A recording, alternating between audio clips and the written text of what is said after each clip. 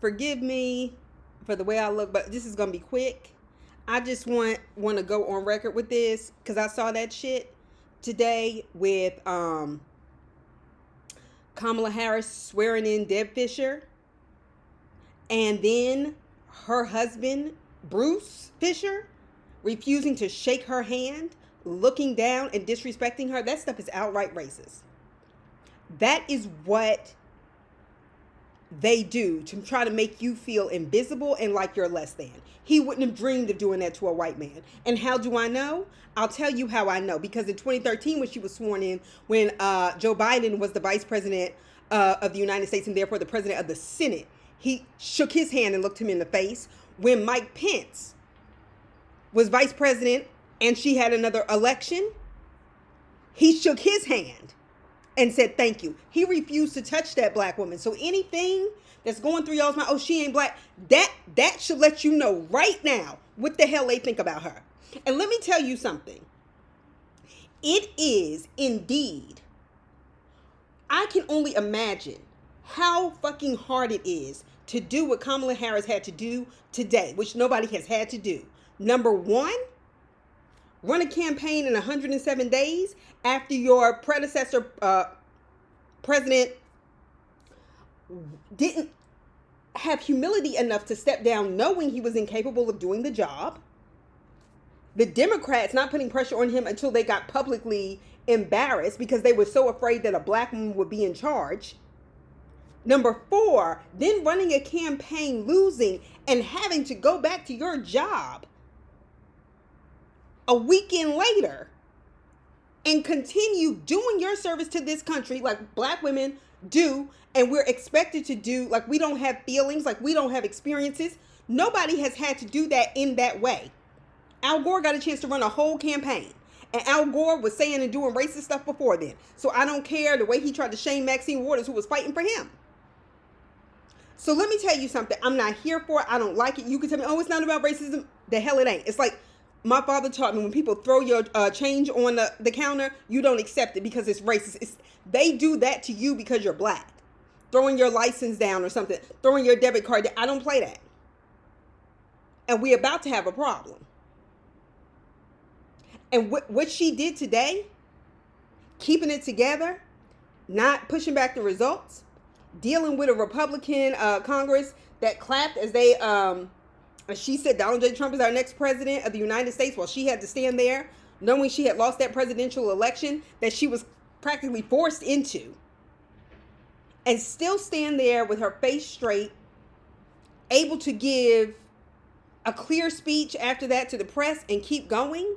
To me, and somebody was like, the indignity of it all. Because I was listening to Tavis Smiley, and the person who he had on as a political consultant, who was another black woman, and she goes, actually, I think, and this was before, they weren't even talking about the handshake.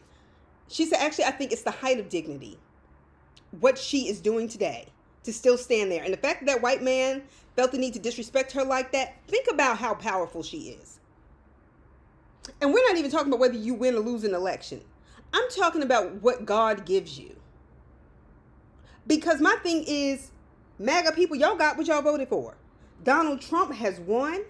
You mean to tell me, shouldn't y'all be celebrating? Shouldn't you be like, da-da-da-da, how you like me now? Like, y'all not doing none of that. Y'all still feel the need to try to disrespect her, remind her she's black like she forgot or something, and carry out. Why? Why are y'all so pressed and y'all won? What is it in you that is so insatiable that you have to constantly do that to us from the time the first African hit the shores?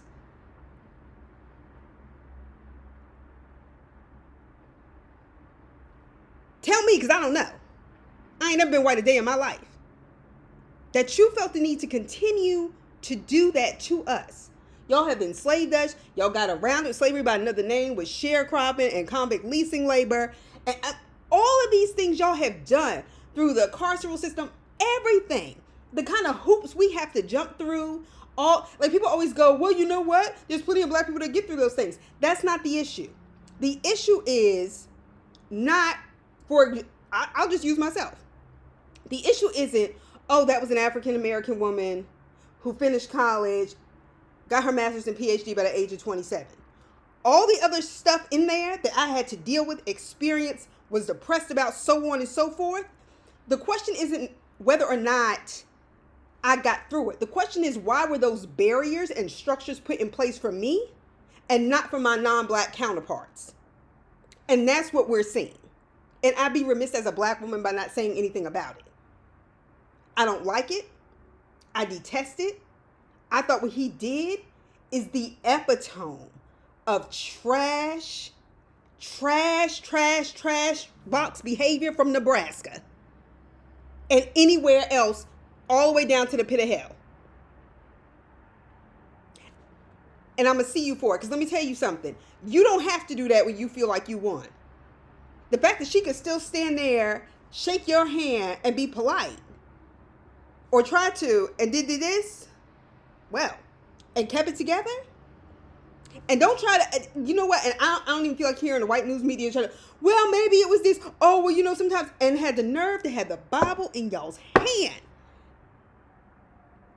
They don't believe in that. That's why them white, racist, so-called Christian evangelicals who hate black people, hate women, and hate gays, that's why they do what they do. Not because they just use, God is merely a tool, a marketing tool for them. They don't believe God as in Lord and Savior. Because if you did, you wouldn't act like that. And this is why I don't respect people who go, oh yeah, I don't have a filter. I don't have, like, no, you need to get one. Everything is not meant for you to behave exactly how you feel. Grow up. And the hell with that white man. The hell with his wife's career. And Kamala, you did your thing because you kept it together. And somebody need to, you know what? Kamala, I want you to know, black woman to black woman, HBCU alum to HBCU alum, the Black Ivies, overachiever to overachiever, that I am so proud of you and what you did during this time. And it is just another example of how black women, despite all the things that happen to us, still achieve. But the point is, it shouldn't happen to us. And that's why I'm saying what I'm saying. And I guarantee you, white women, like they normally do, see, they're not going to come out for that. They're not going to say, look how disrespectful that was. Oh my gosh, the sexism in this. See, they won't do that. They're not going to come out for us. That's why I ain't coming out for them. Us, that 92%, us, the hell with them. I don't expect them to come. I don't want their help because it's fake. And it's been fake. All the money they made and living on because of enslavement.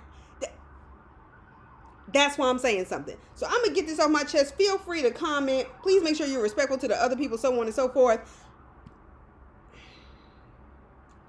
I hope y'all have a good week. All right.